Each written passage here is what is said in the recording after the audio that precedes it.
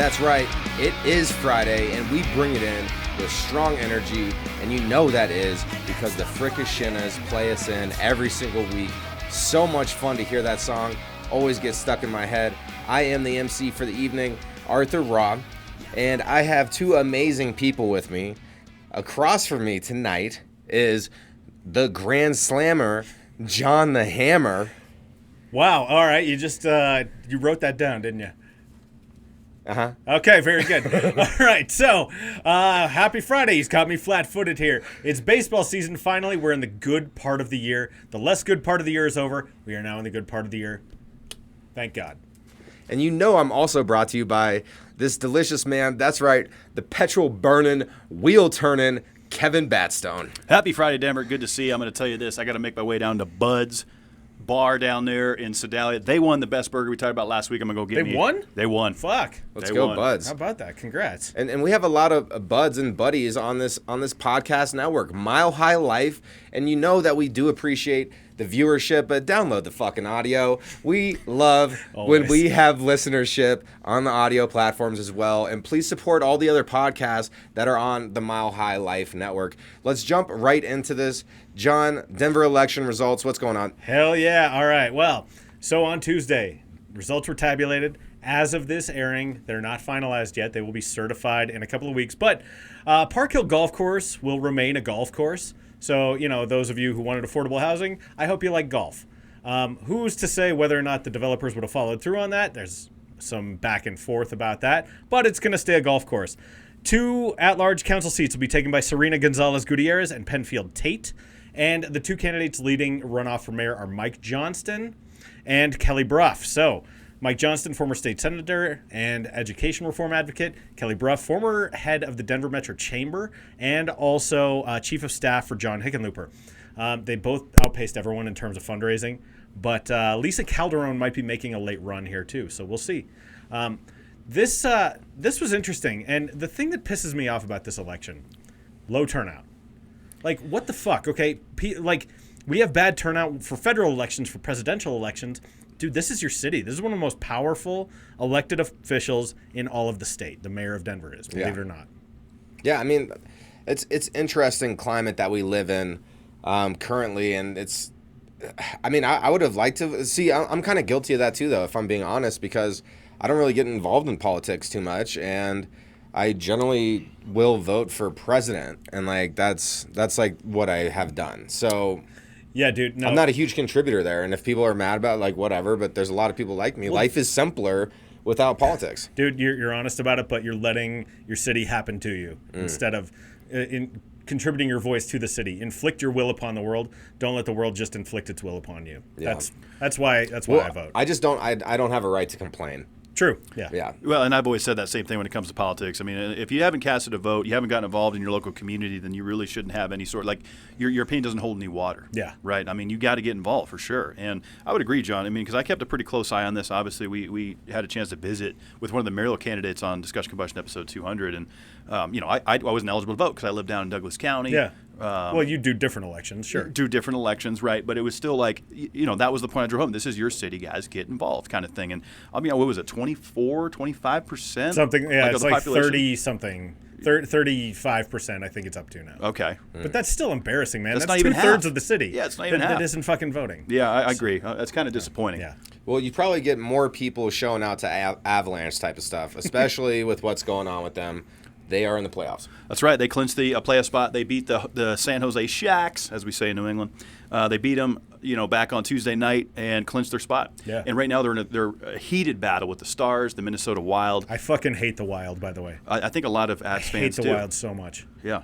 So, like the Stars too. Fuck both those fuck teams. the Stars, dude. God, who's the Wild with? Minnesota. Minnesota, okay. Yeah, and fuck Dallas Stars. And Dallas Stars, yeah. Okay. No, fuck the Stars for sure. Go Avs. Look, this is their 6th consecutive playoff appearance, obviously going for a back-to-back Stanley Cup. Every time they've gone into the Stanley Cup, they have won. Yeah. Right? The 3 times they've been, they've won all 3 times. Every time they made it to the Stanley Cup final, you're right. Yep. They lose in the conference finals if they're going to lose. Yes, that's typically. Yeah. So, look, it's exciting. Are you guys ready for some postseason hockey? Fuck yeah, I am, dude. Holy shit. Like, are you kidding me? Playoff hockey is like, outside of a UFC fight, I don't think there's a more tense viewing experience than watching playoff hockey because it's so life or death. The intensity, the action is all ramped up. Dude, I'm there, and the Avs tend to turn it on at the right time, so I'm stoked. Absolutely. Well-coached team, very well-coached team. Oh, yeah, Love Bednar was extended this year. Yep. It's phenomenal. It really is, and I had the privilege to be up in the Jim Beam suite a few weeks back. They played the Knights. We won. It was so cool to be there for that experience, to see hockey live. Such a great sport. I actually picked up NHL 23 for my PlayStation. Sweet. Dude, what a fun game. I love hockey. Yeah. I mean, it's a great sport as far as ones to play on video games and stuff. Like FIFA's up there, and then hockey's right underneath it for me. Hockey's great. And I mean, it's pretty brutal. I mean, especially when you get a chance to go live, it's a lot of fun.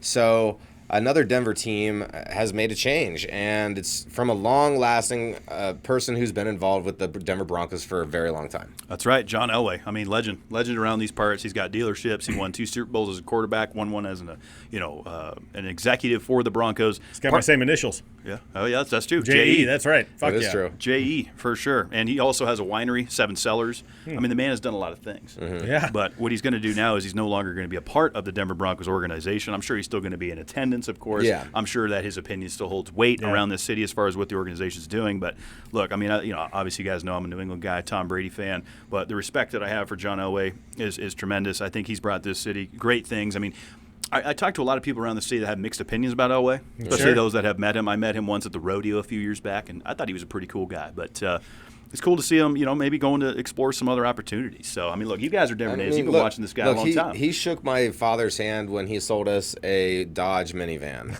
From one of his dealerships? Yeah, Nice. yeah. He was the salesman? No, he was just, doing like a walk around. Oh, like as an owner, just like, and thanks for shopping here. Yeah, and he gave my dad a nice handshake and stuff, and my dad always told me about that. So I believe I was there. You don't remember, though. But, just a young tyke, and Sure. life is big and confusing when you're that age. But I really do want to give big props to Elway. When we got, I feel like if Terrell Davis didn't get injured and all these other things, I feel like we could have taken 3 in a row when we were on that Super Bowl streak. And that time of being a Denver Bronco fan, like that was the golden years. Dude, so that 97 season. And by the way, Elway retired after that second Super Bowl, though. So it would have had to be Terrell Davis with, like, Brian Greasy or Bubby Brister or someone. Yeah, but if he would have just stayed, if Elway would have stayed. Yeah, but he didn't want to, though. I know. So, and he ended it on a high note. Oh, yeah. Sure. No, dude, that's what everyone wants to go out as. And, like, no one can do it. Not even Brady had that chance. And he fucking passed it up. Yeah. So, and like Brett Favre too, no, not Brett Favre, but fuck Brett Favre too, as long as we're talking about athletes and teams that we hate, right? But so that 97 season, fucking Elway in the Super Bowl with the helicopter. Oh, yeah. Like, that was my favorite Super Bowl of all time. That was against Green Bay, right? Yeah. Yep. Fuck Brett Favre. Yep. So, like, we're right there. But that was the Broncos' revenge tour, and I remember that because they beat Jacksonville in the first round after losing to Jacksonville in the divisional round the previous year. They beat KC and Pittsburgh and Green Bay on the way to the Super Bowl. Man, dude, that team was the coolest fucking team. It was an awesome time. Yeah. And yeah, that little helicopter he did through the air, like, wasn't that on like a third down, or was that a fourth? That was a third down. That was a third down. Yeah, that was awesome. But kind of going with people staying in the air and doing acrobatics and sportsmen, WWE. What we got on that? Holy shit, dude. WWE was sold to Endeavor, which not recently, but a few years ago purchased UFC. They're merging together into a brand new company. $21 billion is what this is worth. Unreal. Which is fucked up. And so CEO is Ari Emanuel, who I think was the basis of Ari Gold in the show Entourage. He, in his interview on CNBC, he said Vince has been able to peek around every corner in terms of what's coming down the media landscape better than anyone else. I agree with that 100%. Now, the thing that pisses me off is Vince ultimately won. Vince was ultimately right. He wins again. That dude barely ever loses. He's beaten the federal government fucking twice. He was ousted last year for credible sexual assault and sexual harassment and, giving hush money payments similar to a former president that we have. And yet, here he is back. He's richer than he's ever been, and he's sold it at exactly the right time. Now, that's the thing that kills me, too, is he's a fucking carny. Right? Vince is a goddamn carny, like, at the end of the day. That's his blood. That's who he is. He's a born fucking carny, and now he's a billionaire carny. It's unreal. Well, I want to comment on his mustache. Oh, God. Have you seen that son of a Yeah. bitch? Have I seen it? Have I seen the sun, Kevin? Yes. I've seen Vince's new mustache, and he looks like some fucking oily villain in a telenovela from Mexico. Yeah, he looks like he's getting ready to sell you something that you're not ready for. Yeah. He's gonna cut you a good deal. That's a terrible deal. Yes. Holy shit. The mustache. Yes, thank you for bringing that up. It was alarming when I saw it. At first, I didn't think it was real, John. When I first saw it, No, I it was looks photoshopped. I was like, is this a real mustache? I mean, he had to use a little bit of that just for men in there, I Yeah. feel like. Because that thing's jet black. And by the way, you keep baiting me with the way you're saying mustache. Oh, yeah. But I'm refusing to take the bait. I'm acknowledging that I'm trying to get better. This is like a 12-step program. John is learning. I'm doing my best, okay? You could even say like the way. But no, I'm Even not. though it's 2 words, but you could still have the Kevin talk. No. I have a friend. Do you remember Columbia House growing up? Yes. Like 7, movies for a penny. So my friend used to call it Columbia House, and he would put the emphasis on house. I'm like, bro, why do you keep saying it like that?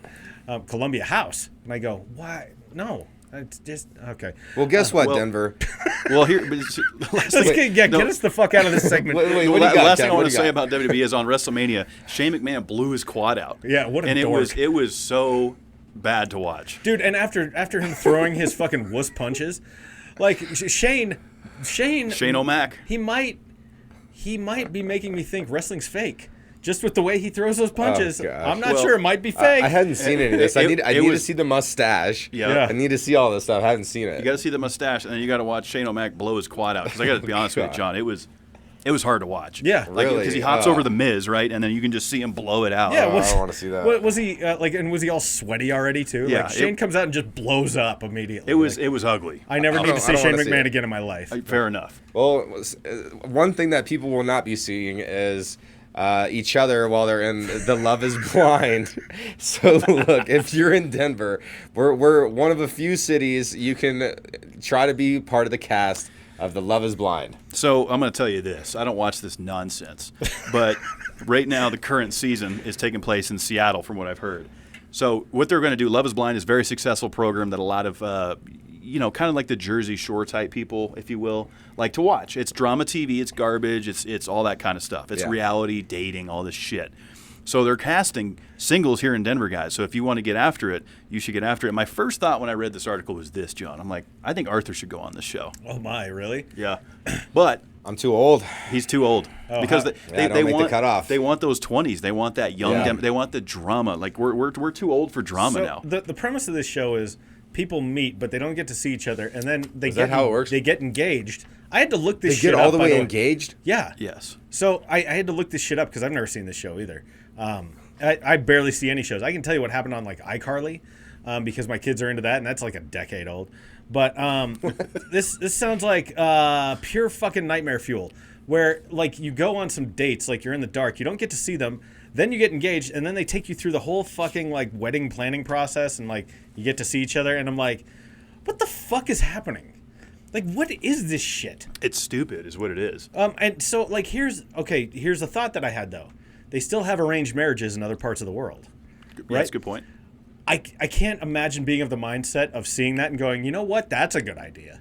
Like, who looks at that and goes, I mean, maybe there's like there is a slight probability that these people might actually love each other for the rest of their lives. I mean, when you read the statistics of of Indian marriages where they've been arranged, they have at least as good a success rate as, other what we would consider traditional forms of marriage.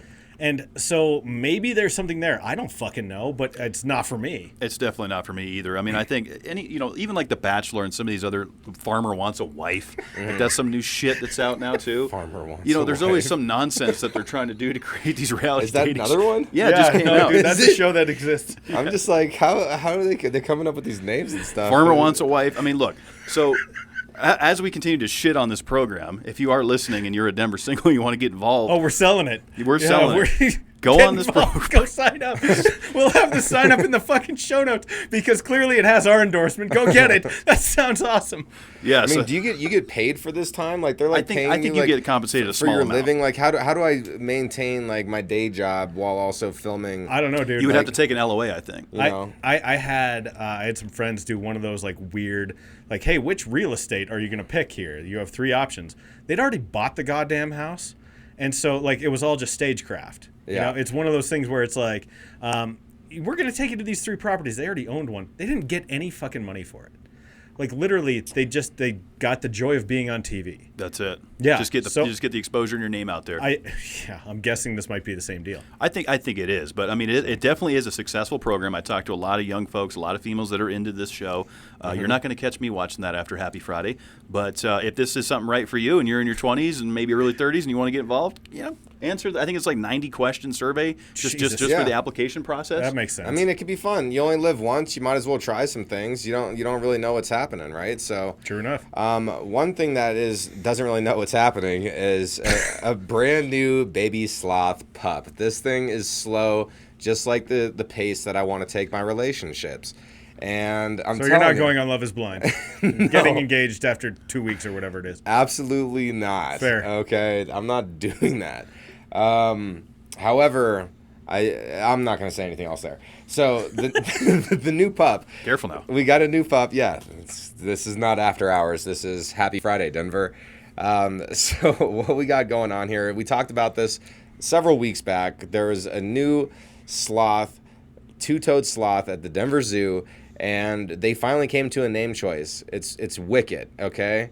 And Wicket is not a bad name because it's in reference to a Star Wars Ewok character. So I could see that. I think it's fun. What do you guys think about that name choice? What else was it? Like rain and like what else was it? I don't know. There was like cappuccino or something. There was like espresso. I felt like there was Yeah. like a name that was based around coffee. Yeah, I don't give a shit. Yeah. I mean, honestly, we're talking about naming an animal at the zoo. I don't fucking care. Well, hey man, there's some things that you just got to appreciate, and go ahead and support the Denver Zoo. Everybody, show up. Go Dude, check I out- already have a membership. I have a season pass.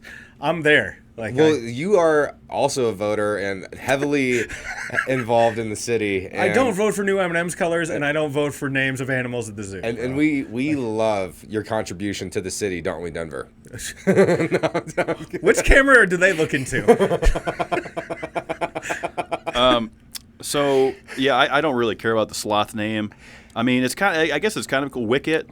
I don't know, man. I don't really. I liked mine Lefty. Lefty. Remember, because of the left lane drivers? Oh yeah. Oh, Yeah, okay. see, it was ironic. That's a good it was one. deadpan.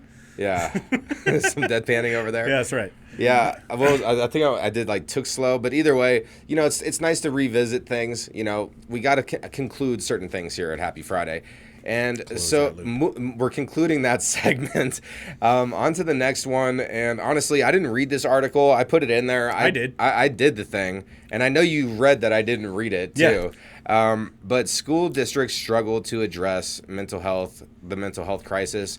And John, since you read the article, I'm gonna give my opinions on this whole subject after you let us know.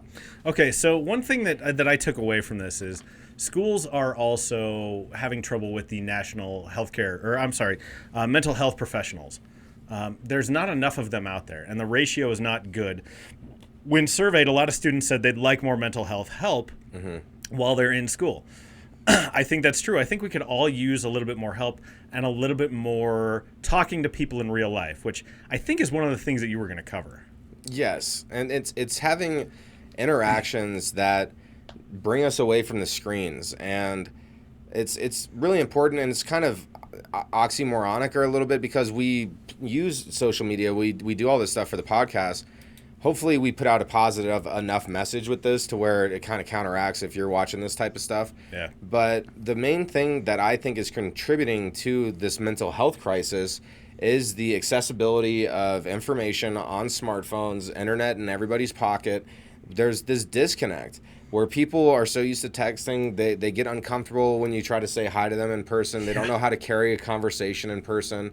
And it's just like, no wonder, like humans are creatures that are supposed to be with each other. Like we're supposed to communicate and stuff in person.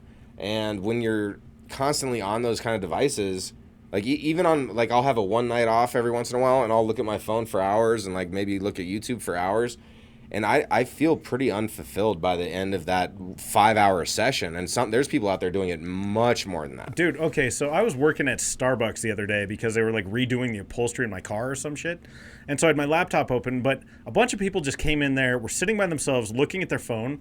What I realized is their expression was fucking miserable. Have you ever watched someone just like blandly scrolling their phone? They look deeply unhappy, right? It's just like... And you're like, are you even enjoying what you're reading, like, in the least, or what you're looking at? Like, because it doesn't seem like that you do.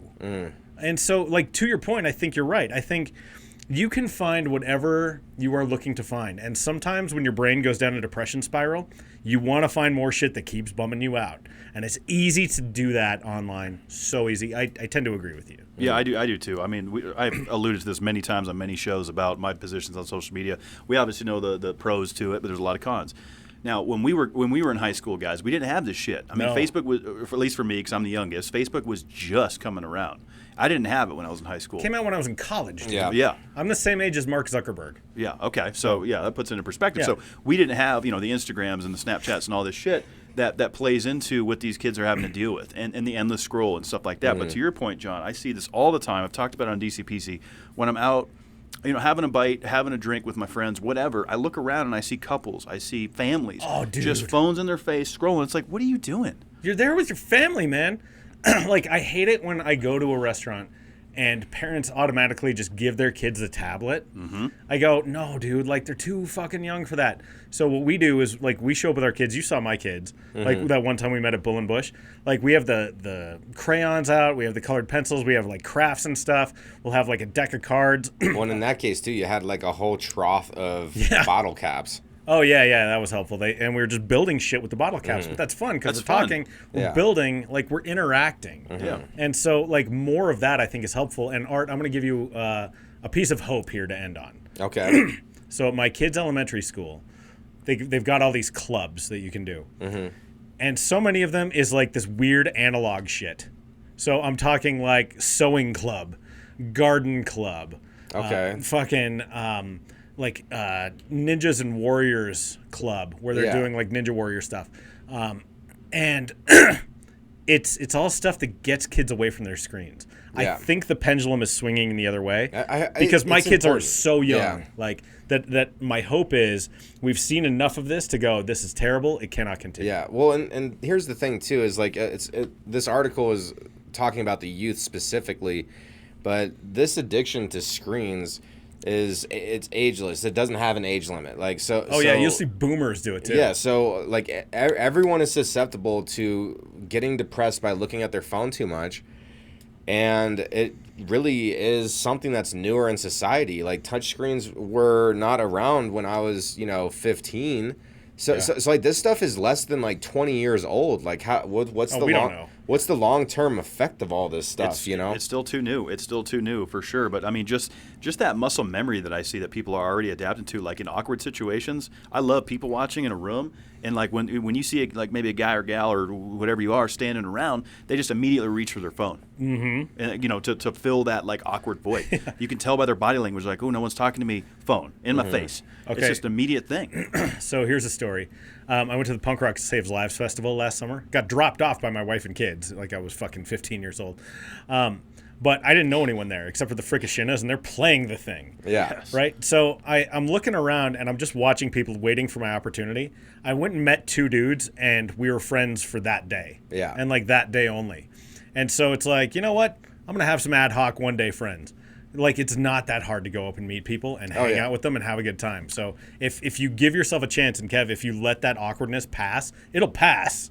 But it takes a little bit longer than you're comfortable feeling. So true, man. Yeah. No, it's true. Well, and like we like to preach, to truly live life, you have to make yourself feel uncomfortable, and that's where living and that's where existence is fulfilling, is to do things that you might question if you can or can't.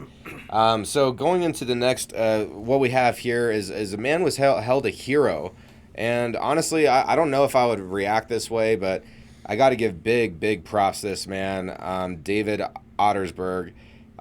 This man apprehended somebody that did something horrible.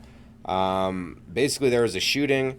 This guy is a plumber. He was going to a client's house in that neighborhood, and he had saw this unfold. And as the shooter was trying to get away from the situation, David used his own van to stop that vehicle. Yeah. And he knows that this guy was armed.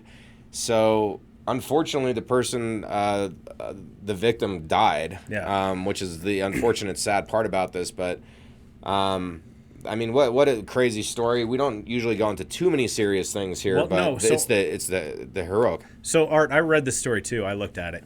And this guy, yeah, you're right. He was on his way to a plumbing gig. He saw a guy with his whole face covered up with a gun pointing it at what turned out to be his ex-wife. And then he fucking blew her away. So he turned around and he rammed his van into this guy's car so he couldn't escape. The guy turned the gun on him. David got out, ran away. And then this guy got in his car, fled, but crashed his car about a mile away. Now he's in custody. He's facing, like murder charges, menacing, domestic violence, blah, blah, blah, right? But this guy, here's the postscript to this story that I discovered like when prepping for this show. His truck was impounded because it's evidence. So all his tools are in there and stuff. Like, he's a plumber. He's making a living. They set up a GoFundMe for him, and like the lady whose house he was actually going to work on set up the GoFundMe, asked for $2,000. They've raised like $18,000 for this dude. Oh, that's awesome. And like, I've never been in a situation like that. I hope I would react the same way this guy would. Yeah. To go and try and help someone and save them. I don't know that I would, man, because that's bold. Seeing someone with a gun, shit. That's very bold. I mean, that takes a level of, courageousness and tenacity to be like, look, I see a situation here and I need to intervene with this. Yeah. I mean, you have to be a special kind of person to be like, man, I've identified that there's a situation in this neighborhood. I'm going to do a job. This guy is causing nonsense. I'm going to ram my vehicle into him. Not only compromise my vehicle to have to be repaired, whatever, tools, things of that nature. And then to react that quickly to do it, no, you're right. I mean, because most people would just sit there and, like a car crash, you just sit there and watch it. You don't have that instinct to react naturally. So this guy's a badass. Yeah. Well, I don't know if any of you guys have ever done plumbing, but when you are messing up and water is flying around, like, you don't have time to think. You just do it. And so I got to give credit to all the plumbers out there. I've met a lot of awesome plumbers, and it's an important trade. We're short on tradesmen and tradeswomen. And I know that firsthand. Yeah. Because it's one of the shows I work on. We were talking about it right before we went on. But my wife and I like to joke, trying to install this vanity in our bathroom and get the plumbing all hooked up nearly ended our marriage. Because like, plumbing is that hard. Like, I don't do plumbing. I don't do electricity. I don't fuck with either of those. It reminded me of that scene in Mrs. Doubtfire. I don't do doors. I don't do windows. I don't do cleaning. I don't do diapers. That's great. So talking about John of all trades a little bit, though, you had a guest. Yeah. And this guy is ambitious. Dude, this dude is 22 years old. He's a firefighter. So, like, he's already serving his community beautifully. His mom got diagnosed with this freaky cancer, and he watched her go through chemotherapy, and he said, I want to promote fitness. I want to promote healthiness. I want to inspire people. He's going to climb all 58 of Colorado's 14ers late in July this year. He's going to try and break the record for doing it the fastest. The fastest currently is 9 days and 21 hours. Wow. His goal is to do it in under 9 days. And so I interviewed him. It's up on jonofalltrades.us. It's like the last, most recent show I did. And he is a ray of sunshine, dude. Like, we talked about logistics, like, how are you going to do this? He's got crazy. 9 people with him. We talked about his training. We talked about rest. It was fucking phenomenal. This kid, Drew Francis, man. I cannot wait to see how he does it this summer, because 58 14ers. Yeah. Wow, Drew.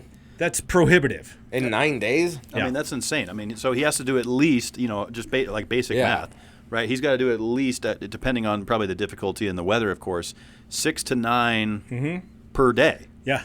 That's crazy. Yeah. He said some days, the ones that are closer together, it'll be like 10 and they're easier. They go from class 1 to class 5. Most of them are like class 2 or class 3. But class 5 requires some technical climbing moves and things. Technical climbing moves? Yeah, that's a terminology that he used. Yeah, no, that sounds intimidating. Like, my butthole's going to pucker up. Yeah, and well stated. But some days it's as little as 4. But he's got it all mapped out. He's working on it. The countdown is on, man. It's April. July's right around the corner, so we'll keep our eye on it. Yeah, That's wild. I'd be curious to hear the final results of that. Yeah, that'll be killer. Because that's pretty cool. To attempt to do anything like that, I have a lot of respect for. Yeah.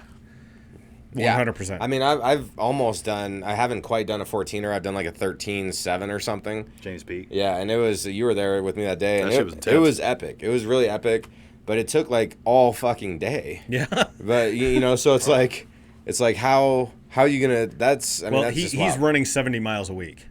Oh. So he's also an ultra marathoner. This dude's like a super athlete. Okay. It's a great show. You should listen to it. It's a Yeah. good one. Definitely Yeah, tune into John check it and out. Trade to check that out. Thank you. Oh yeah, please do. So, what a lot of fun topics we had there. What's going on this weekend? We got obviously Easter's coming up. Yeah. When Jesus died and then was resurrected as a large rabbit who left colorful eggs all over everyone's houses. We all know the story, right? Yeah. With chocolates That's what and- happened. Yeah. It's and in the s- New Testament. I can't remember which book it's in. Sweet treats, candy, and then a little spiral ham. Yeah. Yeah, spiral ham, definitely. That Yeah, honey. That honey ham. And definitely, when it comes to the Bible and kosherness, ham is just number one. Perfect. Absolutely. Although that's Judaism. Well, then we got That's a good Passover. point. Well, happening yeah, I as mean, well. Passover, Yeah. Passover's going on right now, so happy Passover to all of our friends. Happy holidays to all of you who celebrate. Make it a good one. So, fun fact: Canada has a national holiday today on this Friday, and Americans, we're all working getting it in. Well, what's the holiday? Yeah, what is it? It is. It's like a Fat Tuesday or it's like something like that. Okay. Oh, wow. Yeah. It's Great, Like something like okay. that. No, Canada Cheers. has they have like twice the amount of holidays. No shit, you don't say. It's just it's astronomical. Yeah. Yeah. So Wow. Nuggets. Yeah, the Nuggets final. So they also clinched the number one spot going into the playoffs here. Yeah, thanks New Orleans for that, for beating Memphis and getting us that spot since we gagged against the Rockets so terribly. Yep, there you go. Cheers to the Hornets there. But here's the deal, right? The Nuggets are in. Yeah. They're number one spot. Number one. So the last regular season home game at Ball Arena is Sunday night. If you're tired of your family, you don't want to do honey ham and Easter and colored eggs, go see some basketball. We're doing Mexican food for great. Easter, so that'll be great. That's fantastic. The Rockies sounds are also delicious. in town this weekend, so I got my baseball jersey on. This is a Baseball Furies jersey, though. This is not a Rockies jersey. Warriors. We come out to play. That's actually pretty badass, actually. Yeah, it's an old Halloween costume, but Can you face it toward that camera? yeah, here. Oh yeah, for four. everyone just listening, you're going to want to see this. 4, yes. There it is. There it is. That's fantastic. Yeah, So- well done, John. Thank you. You got to celebrate it. So I call the good part of the year from home opening day to Halloween. So we're right at the start of the good part of the year. It's my favorite. This is the favorite part of the year. We're John. getting there. Like Your energy has gotten a lot better too as this yeah. has, Well, this dude, has it's happening. been so fucking cold. It's been shit. It's like this winter has been pure ass. It's like spending a winter in fucking Nova Scotia or something. Sometimes maybe good, sometimes maybe shit. But what I'll tell you is this: as you once said on DCPC, this is the best part. This is the best part of the year. I'm excited. Let's go springtime. Yeah. So excited. I'm so excited that it's Friday and we're going to bring this weekend in right. You know that you can check us out on all the social medias. That's Happy Friday Den, D-E-N, Happy Friday Den on all the social medias. Send us an email, happyfridaydenver@gmail.com. And you know that we love the freaking shinners. Bring us out. Let's go. It's Friday, happy Friday. It's Friday, happy Friday. It's Friday, happy Friday. It's Friday, happy Friday.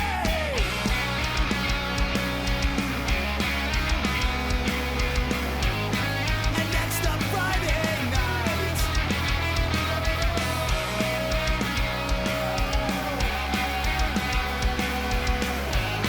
Yeah, Friday night's alright. It's Friday, happy Friday. It's Friday, happy Friday. It's Friday, happy Friday.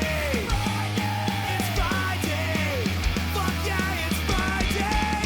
Yeah! Yeah, Friday!